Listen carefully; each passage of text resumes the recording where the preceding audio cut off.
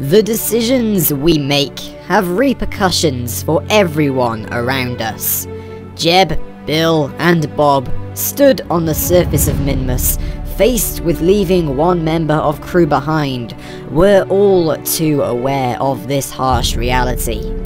Time will only tell if they made the right choice.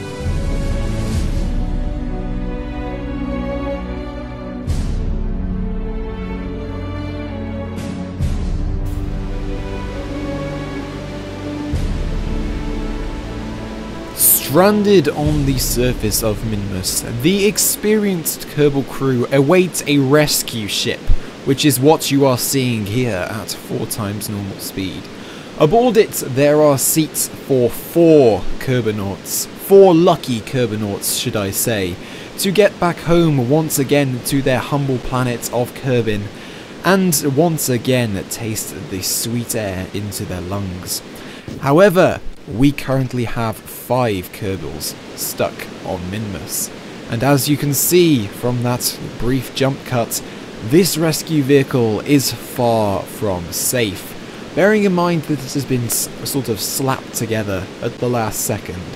But guys, welcome back to KSP Missions. This is the second part of our Minmus mission. Sorry it's only 3 weeks late, I really haven't had much time to film all this much sort of stuff in the past couple of weeks. Pardon me.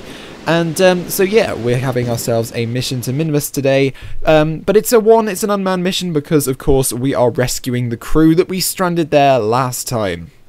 We have all the experienced crew, we have Jeb, Bill and Bob, and along with them we have Kerbals and Lanwin, the 2 work experienced Kerbals who I told you their personality traits as of leaving Kerbin in the last episode. And unfortunately, Jeb, Bill and Bob's contracts say that they must return to Kerbin alive at all costs. Meaning that we are going to have to leave one of the work experience Kerbals behind. Now, I asked you guys to vote on this, and so you of course said we should leave Lanwin behind, the good pilot, and take Kerbals, the really nice guy, Kerbal, take him back with us. And, well, that's exactly what we're going to do. Kerbals has greatly agreed, shall we say, to go home with these guys. Even though he doesn't like Lanwin all that much, he is still going to follow orders, and he's not happy about leaving him behind, but he knows that that is what must happen. Unfortunately, it is the way of the Kerbal space program. But either way, Lanwin has accepted his fate, and he is currently awaiting his doom upon the surface of Minmus. Meanwhile, though, we have our rescue ship, which you can see here is plotted an encounter with Minmus, and you can just see me here waiting for the burn to come up.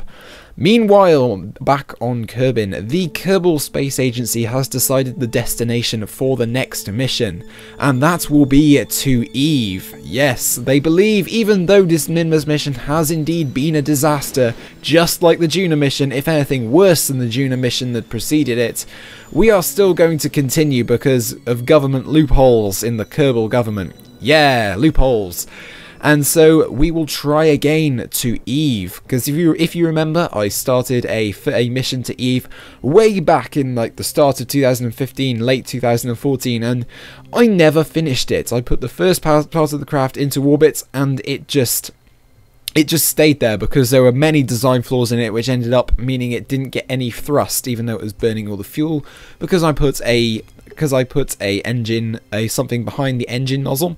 You can see here we briefly lose our encounter with Minmus and get an encounter with the moon, so we have to slow down in order to get our encounter back.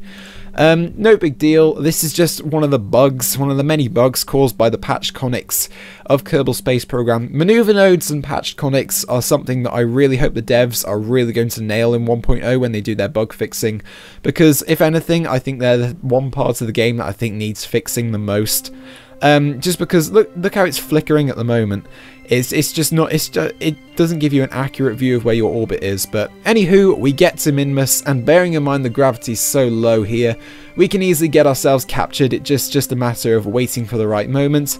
You can see me here trying to plot the optimal low orbit, because of course we're going to be performing a rendezvous. Now, if you remember my history with rendezvous in Kerbal Space Program, the Juno mission springs to mind. This is going to be quite a laborious task, if you ask me personally. Now, you can see me here, just thinking about what I'm going to do. Now, what I'm going to do is I'm going to put the rescue craft, which is what I'm flying now, going to put it into a very low orbit. Not too low, not as low as the craft went, like right now. I wasn't going to go like 9,000 meters. I'm going to put it up to about 25,000 meters above the surface, just so I've got a little bit of leeway when rendezvousing with the craft. So you can see me here, I'm going to bring my apoapse down to get a roughly circular orbit, which you can see we do perfectly. Now it's just a matter of fixing my inclination and judging that's pretty much okay. You can see me here, it's not quite a perfect equatorial orbit, but it'll do, to be honest, because rendezvousing in Minmus orbit is so easy. We won't have the problem like we did in the Juno mission, where we end up in 2 different orbits, because if that does happen, we can easily just stop ourselves in orbit and reverse our orbital velocity fairly simply, to be fair, because Minmus's gravity is so low. So of course we point ourselves along our normal vector and open our docking ports. Meanwhile, Handball's Kerman takes a step out onto the surface. This is not Handball's, it is Lanwin Kerman. Lanwin Kerman takes out onto a step onto the surface, knowing it will be his last. Seeing Kerbin rise above in the distance there. But nevertheless, we load the rest of the crew into the hatch after Jeb, Bill and Bob have made the decision and concurred with mission control, i.e. me and you guys, to leave Lanwin behind. Now you can see here, Lanwin decides to get live a little longer on Minmus, because he loves Minmus. He thinks it's a really nice planet. And so he's going to get into the rover, just for a little bit extra life support, I'm guessing. But nevertheless, it is time to take off. It is time to leave this icy, I don't know what they call it, a mint choc chip ice cream. And you can see here we lift off, that LV-909 struggling desperately against the force of gravity, lifting this rather heavy object, I do have to say.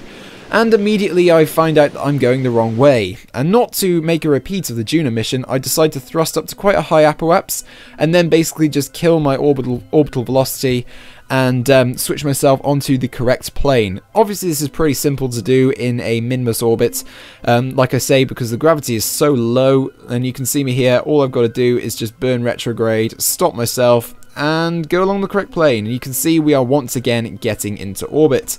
Simple enough, and we should be trying to rendezvous very soon.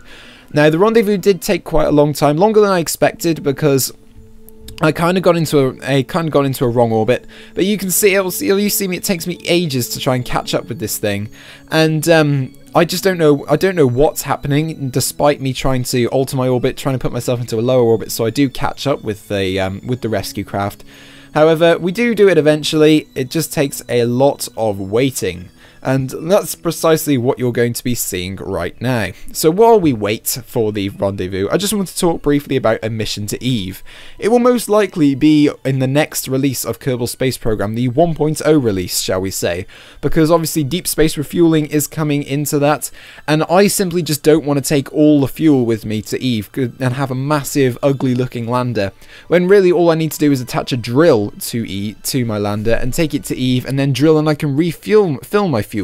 So yeah, I'll probably wait for 1.0, but you can see here we come up on our initial first encounter, and you can see I have a few problems. Just trying to match orbits really, but I get there in the end. It's just a matter of killing velocity at the right time, and I wasn't quite killing it at the right time. So it's basically just a lot of messing around, finding maneuver nodes. I decided to turn on the RCS system just purely because the RCS was just a better way of controlling this thing, because this lander does not have any SAS on it. It's literally being controlled by the pilot. And so it's only got the SAS from the little probe core inside of it. And so as a result, it really does not have enough torque, so it just turns like an absolute pig. So having the RCS control on there, and bearing in mind I always put RCS fuel on in excess, it's kind of a godsend, to be fair. So you can see we're thrusting towards, we've got ourselves into a highly eccentric orbit at the moment. We just need to get closer to kill our relative velocity to the targets, and you can see we're pretty much there. And you can see it's only 100 meters away. I did not expect this when I saw it, but hey, we're coming up on approach. We have rendezvoused successfully with the mission craft. All we gotta do now is get in close and dock. It's not too much of a problem, this. Docking, I'm good with docking now. I feel I've kind of mastered all of that. It's funny because this time last year I was awful at docking and I was scared to even attempt it because, well, every time I didn't seem to do it, my crafts just seemed to whiz by, and we never used to get docked. But you can see here we're coming up on approach. It was the rendezvous that's a hard part for me, and it still is. But there we go, we're docked. With time to transfer the crew across, and of course ditch contingencies, fuel balancing, and what have you. I left the fuel balancing out of the last mission, but to be honest, I think I'm probably just going to do it for this one for the hell of it. Just leave it in just because, well, it's kind of nice just to see how I balance the RCS fuel, really, because the last thing we want is an offset center of mass. You can see the Kerbals now transferred into their habitat module for the rather short journey home back to Kerbin. You can see their faces, no doubt excited for going home, but of course not excited about leaving one of their own on the surface of the icy mint choc chip ice cream. So you can see here we are going to escape Minmus sphere of influence, and we're going to do that by thrusting retrograde relative to our orbit. Sorry, prograde is just relative to Minmus's orbit, should I say. And we get a free return trajectory like this. I didn't zoom in onto Minmus at this point. I did not see, when I was doing this, I did not see that the maneuver node was going to go straight through Minmus's surface. And so I blindly decide, oh, that's a good idea, let's just get our free return trajectory. I think, oh, we can even close the port and ditch the thing. Then I realise, oh crap. So yeah, that was a mistake and warranted a quick save. And so I've got to quickly stop myself, bearing in mind a quick save just before, and thrust. And just to get myself out of orbit. But like I say, this is Minmus. The gravity's so small. There's hardly any gravity here, to be fair. Or you could probably do that with an ion engine. You could probably get yourself out of a descent from Minmus orbit using an ion engine if you give yourself enough time and planned. So you can see here we escape Minmus orbit and we plot our trajectory back down to Earth. Earth? Kerbin. What am I playing? What am I doing? But yeah, speaking of Earth and Kerbin, actually, I don't know if any of you guys watch Scott Manley. I'm guessing you probably do because you're Kerbal Space Program fans. He's recently decided to switch to Real Solar System for his Interstellar Quest series, and I can't wait for that. I mean, I would run Real Solar System personally, but I don't think my computer has the capability to run it personally. I mean, it would be cool to do it, and I might try it, but who knows, it'll be up to what you guys are saying. Like I say, I've still got my career mode thing to try. And so you can see the re-entry effects with the docking port closed. We are coming face down, but we have parachutes deploy. And of course, we splash down into the ocean in but a moment, thus concluding Bob, Bill, Jebediah and Handballs' journey back home to Kerbin. And so, yes, we get over to the daytime ready to be recovered. And that's pretty much it for that part of the mission. Meanwhile, we switch back to the tracking station to go back to Lanwin here in the rover, putting up the solar panels. But he has an idea. Being the experienced pilot that he is, he realizes that there is enough Delta V left in the rover's system to definitely get out of Minmus orbit, and maybe with a little help from his rocket pack, actually get back to Kerbin. You can see here we're lifting off, we're going at a very slow orbital velocity, but of course this is Minmus, and so that's actually quite fast. You can see here we're getting into quite an eccentric orbit. Now, at this point when I was doing this, I was just larking around. I didn't think that I'd actually get into orbit, and you know, I don't think Lanwin actually did either, because he knows he's doomed anyway. He knows that if he stays on Minmus, he will eventually run out of life support, and he will eventually die. So he thought, why not lift off and see if he can actually get into orbit? And surprisingly enough, he seems to be doing a decent job. The RCS thrusters are rather efficient on this thing because I have actually judged it pretty well. Completely by accident, I do have to say, and he does manage to get into Minmus orbit. Of course, the next thing to do now is to see whether he can escape Minmus orbit and get back down to Kerbin. And so that's exactly what he does. We have around 60 units of RCS remaining before he actually has to get out and push, shall we say. So we're just going to see. We have about 43 meters per second to go before we escape Minmus orbit, and believe it or not, we're actually doing a pretty decent job. Well, I say we are, I mean Lanwin.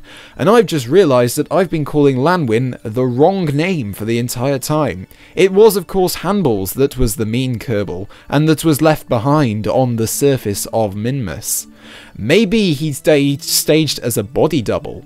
Maybe we're going to have another identity crisis like on Interstellar Quest. Kerbals are becoming quite renowned for this, I do have to say. But anyway, yes, back on topic. Kerbals, as it turns out. Kerbals gets out of Minmus orbit and is now in orbit around Kerbin. He plots a maneuver node to pull himself down. However, his RCS fuel's running low. Let's be fair. If you look at it, I'm currently I was just thinking at this point. That's why the video was paused. I was currently thinking how the hell I was going to do this, and so you can see me here. We can see Kerbals here pulling up on the maneuver node, and he basically just fires. He goes for it with the moon and Minmus just in the distance of his shot. He brings his periaps down, and he does a damn good job of doing so. In fact, I believe, if I remember rightly, he actually managed to bring it to within the moon's orbit, so that's a pretty decent thing. Bearing in mind we're only using 2 RCS thrusters at the rear of this little craft here, he actually did a pretty darn good job. Alas, though, it was not enough, because as you can see, we have a considerable amount of this node left to burn, and we're about to run out of RCS fuel. This does, of course, mean that Kerbals will have to do the inevitable and get out, and not necessarily push, but just go for it. Just get out, use his rocket pack, and just bring his orbital speed down. Now, this was extremely tricky because, bearing in mind Kerbals don't have any form of nav ball, I had to go off my references, so the sun mainly, and I couldn't move my pointer, my camera. Otherwise, the Kerbal would turn to face that camera, and it would be rather annoying. So you can see here we went through one orbit of Kerbin to try and get round. Obviously, he has a lot of life support in this suit. He's managed to steal a lot of the life support from the rover, and that is just a beautiful shot, I feel, of Kerbin, the sun, and the moon, and the Kerbal. Just take a minute to appreciate space. But here we go. There's no time for larking around. We are going to dip deep into the atmosphere, possibly for the last time. And you can see here, as Kerbals comes down, he remembers the good times that he had with his family upon this blue and green marble that is the Kerbals' home. You can see him desperately trying to slow down his orbital velocity, preparing for aero capture, but alas, at this time, it is probably not to be. He is just simply travelling too fast at too shallow of an angle into the atmosphere. Sure, he does bring his orbital velocity down, however, the big old moon is about to have a problem with that. You can see that we time warp away, and we end up getting an encounter which flings Kerbals off into space, into deep space, leaving his friends and family behind forever. Guys, thanks very much for watching. Do remember to like and subscribe for more, and I'll see you in the next one. Peace out!